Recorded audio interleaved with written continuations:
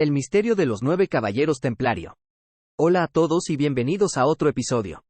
Hoy vamos a hablar de una de las órdenes militares más famosas y enigmáticas de la Edad Media, los caballeros templarios. Los templarios fueron fundados en el año 1118 o 1119 por 9 caballeros franceses liderados por Hugo de Payns, tras la Primera Cruzada. Su propósito original era proteger a los peregrinos cristianos que viajaban a Jerusalén, la ciudad santa que había sido conquistada por los cruzados en 1099. La orden recibió el nombre de los pobres caballeros de Cristo, pero pronto se les conoció como los caballeros del templo o la orden del Temple, porque se establecieron en el monte del templo, donde se creía que había estado el antiguo templo de Salomón.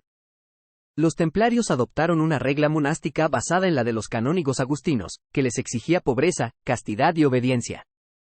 También se les impuso un estricto código de conducta militar, que les obligaba a luchar con valor y lealtad en defensa de la fe cristiana. Los templarios se distinguían por su manto blanco con una cruz roja, que simbolizaba el martirio de Cristo y la sangre derramada por él. La orden fue reconocida oficialmente por la Iglesia Católica en 1129, durante el Concilio de Troyes, donde recibió el apoyo del influyente abad Bernardo de Claraval, que les dedicó un famoso elogio llamado De Laude Novae Militiae, sobre el mérito de la nueva milicia. A partir de entonces, los templarios gozaron de numerosos privilegios y beneficios, como la exención de impuestos, la autoridad papal directa y la libertad para cruzar fronteras. Además, recibieron muchas donaciones y legados de reyes, nobles y particulares, que les permitieron acumular grandes riquezas y propiedades por toda Europa y Oriente Medio. Los templarios se convirtieron así en una de las órdenes militares más poderosas y respetadas de la cristiandad. Participaron activamente en las cruzadas, luchando contra los musulmanes por el control de Tierra Santa. También construyeron fortalezas, castillos y encomiendas por todo el Mediterráneo, donde alojaban a sus miembros y ofrecían servicios a los viajeros. Los templarios desarrollaron además un sistema financiero innovador, que se considera un precursor del moderno banco. Los templarios prestaban dinero, emitían letras de cambio, custodiaban depósitos y facilitaban el comercio entre Oriente y Occidente. Pero el éxito y la fama de los templarios también despertaron la envidia y la codicia de sus enemigos. A finales del siglo XIII, las cruzadas entraron en decadencia y los musulmanes recuperaron casi todo el territorio perdido. El último bastión cristiano en Tierra Santa, la ciudad de Acre, cayó en manos del sultán mameluco Al-Asraf Jalil en 1291.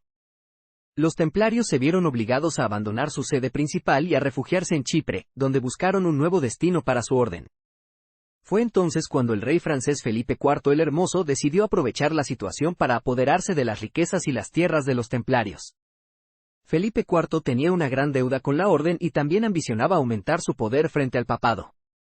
Para ello, contó con la complicidad del Papa Clemente V, que había sido elegido gracias a su influencia y que residía en Aviñón bajo su protección.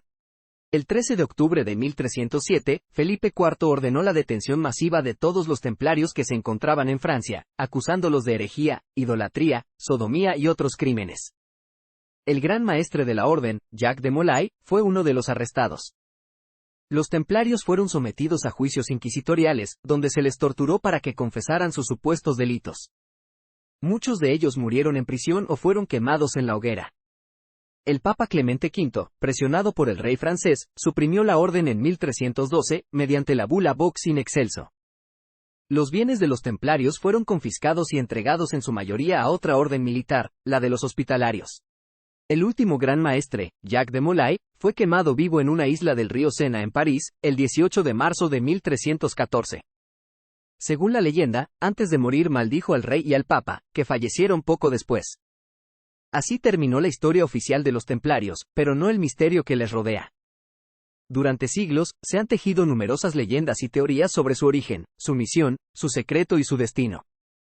Algunos creen que los templarios eran los guardianes del Santo Grial, el cáliz que usó Jesús en la última cena y que recogió su sangre en la cruz.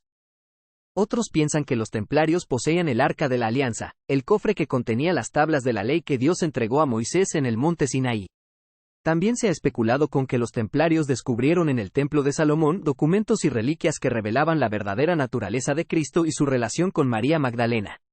La influencia de los templarios en la masonería es un tema que ha generado mucha controversia y debate entre los historiadores y los propios masones. Algunos sostienen que los templarios fueron los fundadores o los precursores de la masonería, mientras que otros niegan cualquier vínculo directo entre ambas organizaciones. Lo cierto es que no hay pruebas concluyentes que demuestren una conexión histórica, pero tampoco se puede descartar la posibilidad de que existieran algunos contactos o influencias mutuas. Además, se ha sugerido que los templarios no desaparecieron del todo, sino que se ocultaron bajo otras identidades y siguieron actuando en la sombra, influyendo en la historia de Europa y del mundo. Algunos afirman que los templarios se refugiaron en Escocia, donde apoyaron a Robert Bruce en su lucha por la independencia y se integraron en la masonería escocesa. Otros dicen que los templarios se trasladaron a Portugal, donde adoptaron el nombre de Orden de Cristo y participaron en los viajes de exploración y descubrimiento. También hay quienes sostienen que los templarios crearon o se unieron a sociedades secretas como los Rosacruces, los Iluminados o los francmasones. ¿Qué hay de verdad y qué hay de fantasía en todas estas historias? Compártenos tu opinión sobre este fascinante enigma. Gracias por acompañarnos. Si te ha gustado, suscríbete y comenta. Nos vemos en nuestro próximo episodio. Hasta pronto.